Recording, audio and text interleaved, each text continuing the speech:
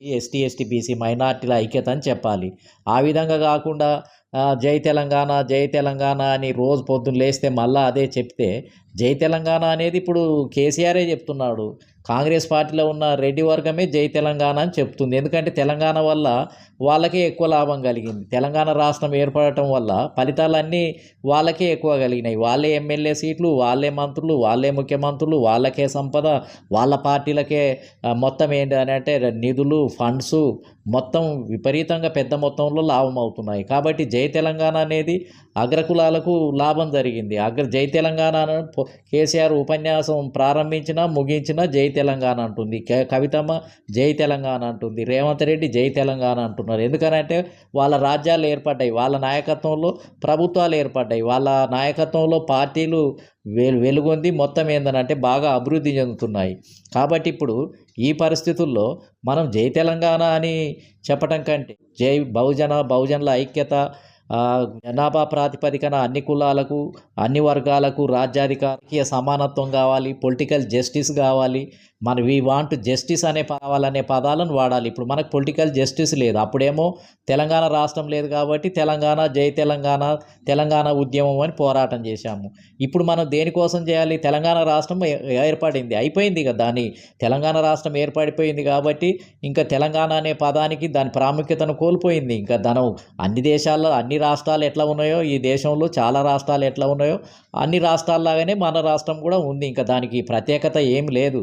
కాకపోతే ఏంటంటే ఆ ఉద్యమం జరిగేటప్పుడు జై తెలంగాణ అని వాడాల్సి వచ్చింది, వాడినము.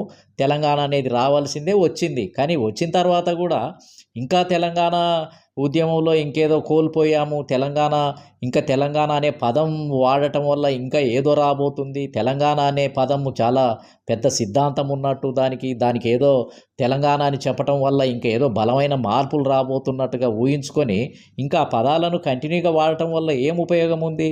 ఇప్పుడు తెలంగాణ వచ్చిన తర్వాత అగ్రకులాలే తెలంగాణ అని మాట్లాడుతున్నారు. అది కుల ఆధిపత్యానికి వ్యతిరేకంగా పోరాటం జరగాలి. దానికి కన్ఫ్యూజ్ చేసే బదులు ఇంకా తెలంగాణ పాదం అనేది మనం వాడాల్సిన అవసరం లేదు. ఇప్పుడు ఏంటిది అని అంటే జస్టిస్, రాజకీయ న్యాయం జరగాలి. మనకి ఇప్పుడు ఏంది అని అంటే జై పూలే అనాలి, జై అంబేద్కర్ అనాలి, జై కాన్షీరామ్ గారు అనాలి, బహుజనుల ఐక్యత వర్ధిల్లాలి అని చెప్పాలి. అదేవిధంగా మొత్తం ఏందనంటే ఈ రాష్ట్రంలో అన్ని కులాల సమానత్వం, క్యాస్ట్ సోషలిజము అని చెప్పాలి. మన కులాల సమానత్వం రావాలి. తర్వాత కులాల సమానత్వం వచ్చినాక వర్గాల సమానత్వం నెక్స్ట్ ఫేజ్లో వస్తుంది. కాబట్టి వర్గాల మధ్య పేదలు ధనికులు అనేది ఇంకా 100 సంవత్సరాల తర్వాత ఆ పోరాటం జరుగుతుంది. కానీ ఇప్పుడైతే కులానికి ఒకళ్ళన్నా ఎమ్మెల్యే గెలవాలి. జనాభా ఎక్కువగా దాదాపు 8 లక్షల ఓటర్లున్న ప్రతి కులానికి ఒక ఎంపీ సీట్ అయితే లభించాలి. అదేవిధంగా 2.5 లక్షల ఓట్లున్న ప్రతి కులానికి ఎమ్మెల్యే టికెట్ లభించాలి. కాబట్టి ఇప్పుడు కులాల రిప్రజెంటేషన్ మనకు అసెంబ్లీలో కనపడాలి, ఎంప్లాయ్మెంట్లో కనపడాలి కులాలకు, అదేవిధంగా కౌన్సిల్లో కనిపించాలి, అదేవిధంగా జెడ్పీటీసీలో కనిపించాలి, ఎంపీటీసీలలో కనిపించాలి, స్థానిక సంస్థలలో మన కులాల ప్రాతినిధ్యం ప్రకారం మనకు రావాలి. కాబట్టి ఇప్పుడు రాజకీయ పోరాటమే జరగాలి. సామాజిక రంగం అంతా కూడా ఓపెన్ చేయబడ్డది. మహాత్మా జ్యోతిరావు పూలే కాలం నుంచి పోరాటం చేయటం వల్ల మనకు సామాజిక రంగంలో ఉన్న విషయాలన్నీ ఓపెన్ చేయబడ్డాయి. అంటే మహాత్మా జ్యోతిరావు పూలే, సాహు మహారాజ్, నారాయణ గురు, పెరియార్ రామస్వామి, బాబాసాహెబ్ అంబేద్కర్ వీళ్ళు చేసిన పోరాటాల ఫలితంగా సామాజిక రంగం అంతా ఓపెన్ అయిపోయింది. ఇప్పుడు సామాజిక రంగంలో అసమానతలు చాలా వరకు తగ్గినాయి. ఎక్కడో ఒక దగ్గర కొన్ని ఇంకా అత్యాచారాలు, అణిచివేతలు ఇంకా వేరే రకంగా జరుగుతూ ఉన్నాయి. కానీ ఇప్పుడు ఏందనంటే రాజకీయ రంగమే ఓపెన్ కాలేదు. ఇప్పుడు సామాజిక తెలంగాణ కాదు, రాజకీయంగా కావాలి. ఇప్పుడు తెలంగాణలో రాజకీయ మార్పులు జరగాలి, రాజకీయంగా సమానత్వం రావాలి. అసెంబ్లీలోకి చాలా కులాలకు అసలు ఎంట్రెన్స్ లేదు, అందులో అడుగుపెట్టనటువంటి పరిస్థితి ఉంది, ఎమ్మెల్యేలు కానటువంటి పరిస్థితి ఉంది, ఆత్మగౌరవం లేకుండా ఉన్నాయి. అసెంబ్లీలో జనాభా ఎక్కువగా ఉన్న బీసీ కులాలు, జనాభా ఎక్కువగా ఉన్న ముస్లిం సమాజానికి తగిన సంఖ్యలో ఎమ్మెల్యే టికెట్లు, ఎంపీ టికెట్లు లభించకపోతే ఆ కులాలకు ఆత్మగౌరవం లేదని చెప్తాం మనం. ఆ కులాలు రాజకీయ బానిసత్వంలో ఉన్నాయని చెప్తాం మనం. కాబట్టి ఇప్పుడు రాజకీయ బానిసత్వం నుంచి విముక్తి చేయడానికి ఉద్యమం జరగాలి.